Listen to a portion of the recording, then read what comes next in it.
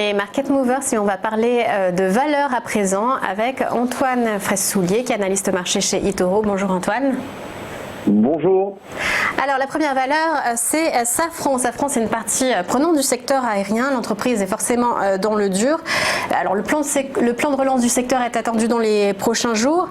Est-ce que ça peut être une bouffée d'air pour le titre ? Oui, alors c'est vrai que Safran, c'est un équipementier aéronautique, il construit des moteurs pour les avions. Et c'est vrai que Safran n'échappe pas à la crise que subit tout le secteur aéronautique. Effectivement, les résultats cette année vont souffrir et la visibilité est faible. On a eu l'Assemblée générale jeudi dernier et selon donc le directeur général, on ne devrait pas retrouver les niveaux de production avant 2022, voire 2023.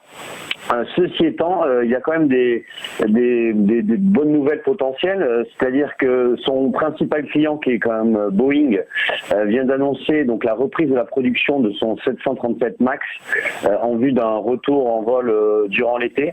Et puis le groupe a baissé ses coûts opérationnels de 20%. Du coup, on a potentiellement un titre qui, comme on le voit graphiquement, qui pourrait continuer son rebond et dépasser en fait son niveau de résistance qui a été testé à 3 reprises à 90 €. Si on devait dépasser ce niveau, on aurait en ligne de mire le niveau des 102,46 € qui correspond au gap du 9 mars dernier.